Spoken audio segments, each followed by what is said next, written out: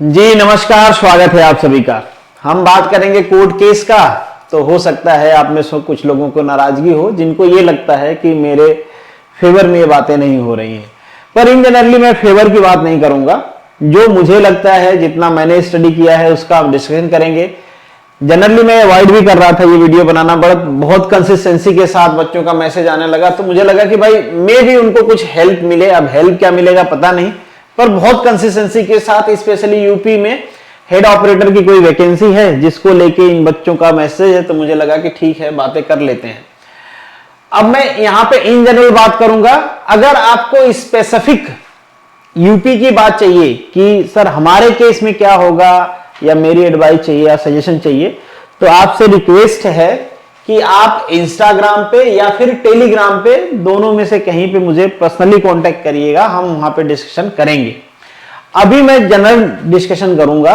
General discussion में आपकी specific case इसलिए नहीं आ पाएगी क्योंकि यहां पे जो डिप्लोमा वर्सेस बीटेक की केस है या फिर आईटीआई वर्सेस डिप्लोमा की केसेस हैं, ये मेरिट बेसिस पे नहीं लड़ी जाती हैं। ये केस टू केस डिफर होता है।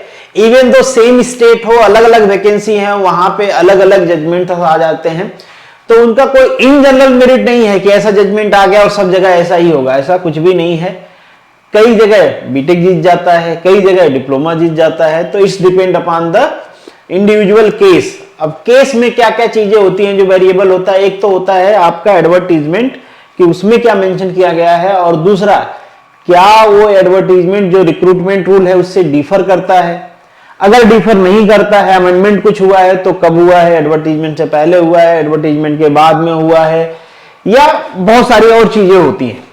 मेंशन का एडवर्टीजमेंट, जैसे राजस्थान का मैं केस बताऊं तो मिनिमम एजुकेशन मेंशन था, उनके लॉयर ने, डिप्लोमा के लॉयर ने उसको मिनिमम की जगह पे एसेंशियल एजुकेशन बना दिया। अगर आपके एडवर्टीजमेंट में ऐसा मेंशन है कि एसेंशियल क्वालिफिकेशन इज डिप्लोमा, कई जगह मेंशन होता है मिनिमम क्वालिफिकेशन इज डिप्लोमा, कई जगह केवल क्वालिफिकेशन डिप्लोमा मेंशन किया गया होता है। मैक्सिमम जगह डिप्लोमा एंड इक्विवेलेंट मेंशन किया गया रहता है, कई सारे जगह diploma and higher education mention किया गया रहता है।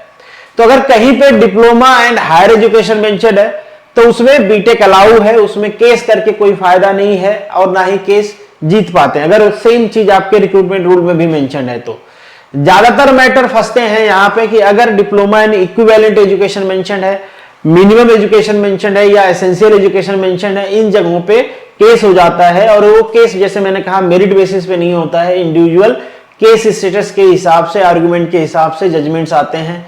जज साहब के मूड पे भी शायद डिपेंड करता होगा।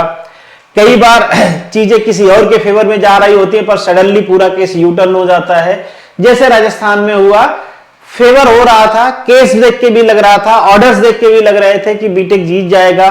कमेटी बिठाई गई थी, कमेटी का जो जजमेंट, मतलब कमेटी का जो कंक्लूजन था, उसे देख के भी लगा कि बीटेक जीत जाएगा। फिर जो ट्रांसपोर्ट डिपार्टमेंट था, जो रिक्रूटिंग बॉडी थी, सबका देख के लगा कि बीटेक जीत जाएगा, पर सडनली यू टर्न होता है। उनके लॉयर कहते हैं भाई कि ये जो मिनिमम क्वालिफिकेशन है, ये मिनिमम नहीं है, एसेंशियल क्वालिफिकेशन है, और जब ये एसेंशियल है तो उसी को रखा जा सकता है जिसके पास ये क्वालिफिकेशन हो। तो ये सब चीजें करके बीटेक हार जाता है। अभी उनकी केस चल रही है, उन केस में बहुत ज्यादा डेवलपमेंट है नहीं। 5 अप्रैल का एक जजमेंट है, मतलब एक डेवलपमेंट है कि उसमें जो टाइटल था किसी डॉक्यूमेंट, लीगल डॉक्यूमेंट का, जिसके बेसिस पे डिसाइड किया जाता है कि भाई ये डॉक्यूमेंट किसके बारे में है, वो चेंज किया गया है। अभी आगे उसमें हियरिंग बाकी है। एक और ऑर्डर था कि थोड़ा जल्दी हियरिंग की बात कर रहे थे, पर उसको कोर्ट ने डिस्पोज ऑफ कर दिया। मतलब जैसे हियरिंग चल रही है वैसे ही होगी, जल्दीबाजी कोर्ट नहीं करने वाली है। बाकी अगर हम यूपी ऑपरेटर वाले की बात करें, कई सारे बच्चों ने मैसेज किया कि स्पेसिफिकली आप पढ़ के वीडियो बनाना, कि हमारा जो रिक्रूटमेंट एडवर्टीजमेंट था वो क्या है, रिक्रूटमेंट रूल क्या है, और बीच में नोटिफिकेशन कोई आया है जिसमें कहा गया है कि बीटेक भी एलिजिबल है, तो उसको रीड आउट कर लेना। मैंने सच बताऊं तो मैंने फॉलो नहीं किया है। ये वीडियो बनाने का पर्पज ये है कि अगर आप चाहते हो कि आपके स्पेसिफिक केस पे एडवाइस करें तो आप वहां पे कांटेक्ट करना, वहीं पे बात करेंगे। क्योंकि शुरू से मैं आपके केस को फॉलो नहीं कर रहा हूं, इस वजह से बीच बीच में क्या हुआ ये जब आप मुझे बताओगे तो मुझे आइडिया लगेगा। क्योंकि आपकी वेबसाइट मैंने देखी है, उस वेबसाइट पे ऐसा कोई अपडेट है नहीं, ताकि शुरू से चीजों को फॉलो किया जा सकते। तो जो बच्चों ने फॉर्म भरा है अगर वही बताएंगे इनपुट, कि क्या क्या उन्होंने बीच बीच में कैसे कैसे किया है, तो आइडिया लग सकता है कि क्या क्या चेंजेज हुए हैं और क्या पॉसिबिलिटी है, तो वो हम वहां डिस्कस करेंगे। कई सारे बच्चों का ये क्वेश्चन रहता है कि आप ये बताइए कि क्या बीटेक डिप्लोमा के इक्विवेलेंट है, तो इक्विवेलेंट पे पूरी मैंने एक वीडियो बनाई है विथ डॉक्यूमेंटेशन। मैं पहले बताता चलता हूं कि अगर कहीं पे डिप्लोमा और इक्विवेलेंट मेंशन है या फिर बीटेक एंड इक्विवेलेंट मेंशन होता है, तो उनके कहने का पर्पज ये होता है कि अगर डिप्लोमा इक्विवेलेंट मेंशन है तो कई सारे लोग 3 ईयर डिप्लोमा करते हैं, कई सारे लोग 12th के बाद डिप्लोमा करते हैं, कई सारे लोग ITI के बाद डिप्लोमा करते हैं। मतलब 2 ईयर और 3 ईयर डिप्लोमा को आप इक्विवेलेंट कह सकते हो।